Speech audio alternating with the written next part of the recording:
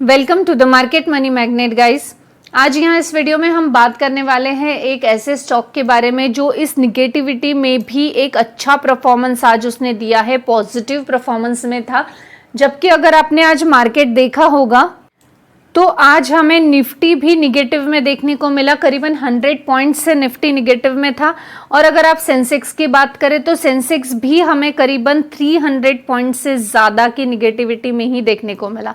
जबकि आज मार्केट में हमें निगेटिविटी देखने को मिली जहां 18,300 क्रॉस कर चुका था निफ्टी, वहां फिर से रिवर्स गियर में आज हमें जो है 18,100 के आसपास हमें निफ्टी जो है क्लोजिंग करता हुआ देखने को मिला। लेकिन इस निगेटिविटी में भी हमें जो एक स्टॉक है वो है आरवीएनएल इस निगेटिविटी में भी पॉजिटिव परफॉर्मेंस में हमें देखने को मिला, वो भी 2.5% से ज़्यादा की तेज़ी में ये देखने को मिला है। तो हम जानेंगे एक तो ये स्टॉक इतनी तेज़ी में क्यों है, एज वेल एज मुझे कुछ कमेंट सेक्शन में क्वेश्चंस भी इसको लेकर मिले थे, जैसे कि लॉन्ग टर्म के लिए इसका विजन कैसा है।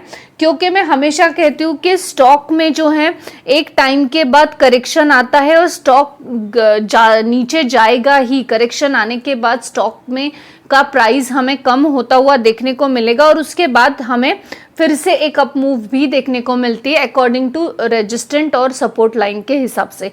तो मैं हमेशा एक चीज़ कहती हूँ कि जब भी करेक्शन आए उस वक्त आप बाय कीजिए। एक टॉप लेवल पे बाय करने के बाद नुकसान कुछ नहीं है अगर आप फंडामेंटली स्ट्रॉन्ग स्टॉक अगर चूज कर रहे हो तो।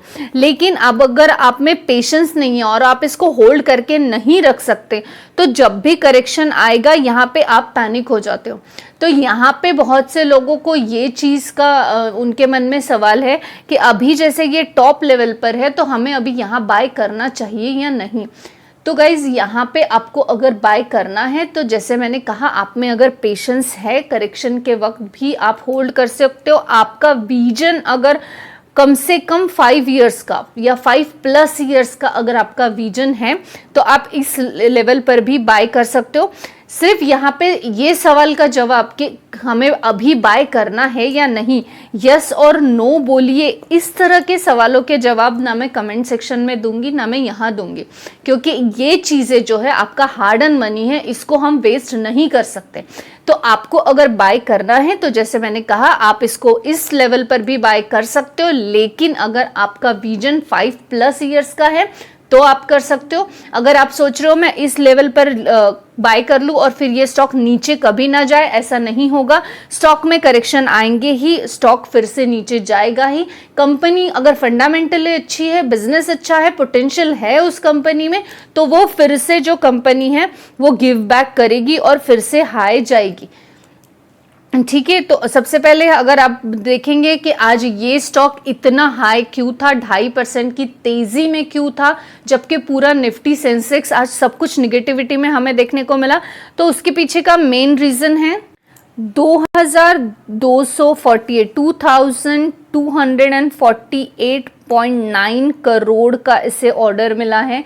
और ये ऑर्डर के चलते हम कह सकते हैं कि आरवीएनएल को एक, वैसे आरवीएनएल के पास सफिशिएंट ऑर्डर्स ऑलरेडी है, बहुत सारे ऑर्डर्स है, लेकिन फिर भी एक और ऑर्डर का एड ऑन होने के बाद डेफिनेटली आगे के लिए उसके पास फ्यूचर प्लान बढ़ चुका है या उसके बिजनेस में और बढ़ हो चुकी है, जिसके चलते कि आरवीएनएल हमें जो है एक तेजी में देखने को मिला। बीच में आरवीएनएल और आरकॉन के मर्जर की भी न्यूज़ आई थी जो कि हमने अपने ही चैनल पे डिस्क्लोज की थी, लेकिन उस पर अभी भी कोई कंफर्म मोहर नहीं लगी है। तब भी आपने वो वीडियो देखा होगा तो उसमें भी मैंने कहा था कि हो सकता है ये दोनों का मर्जर इजीली हो जाए क्योंकि सिमिलर बिजनेस में ये हैं, लेकिन अभी तक कोई कंफर्म न्यूज़ नहीं है।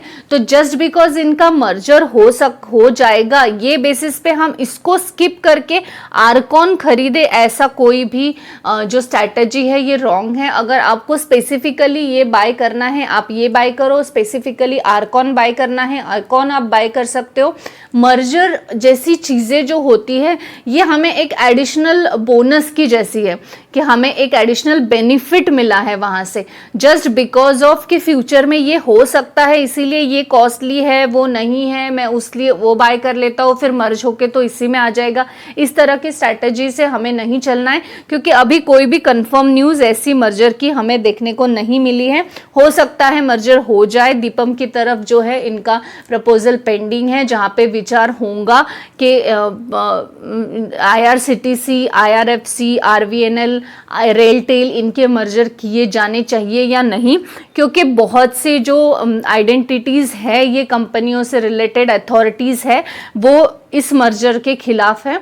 तो हो सकता है हो सकता है नहीं हो। RVNL एक बहुत अच्छी कंपनी है, फंडामेंटली भी अच्छी है और बाकी फैक्टर में भी अच्छी है, प्रोजेक्ट भी बहुत है, आप इसको बाय कर सकते हैं। अगर आप इसका रिटर्न्स देखेंगे तो एक साल में आपको ये 77% के रिटर्न्स देखने को मिलेंगे, और यही अगर आप 5 सालों के रिटर्न्स इसके देखेंगे तो मोर देन 500% के रिटर्न्स आपको देखने को मिलेंगे। आप यहाँ देख सकते हैं मोर देन 500% के रिटर्न्स कंपनी ने बना के दिए हैं, पर ये रिटर्न्स उनको ही मिले हैं जिन्होंने पेशेंस के साथ जो है होल्ड किया है। आप अगर देखेंगे तो एक फ्लैट परफॉर्मेंस में ही ये स्टॉक चल रहा था, सडन तेजी ये स्टॉक में हमें देखने को मिली है।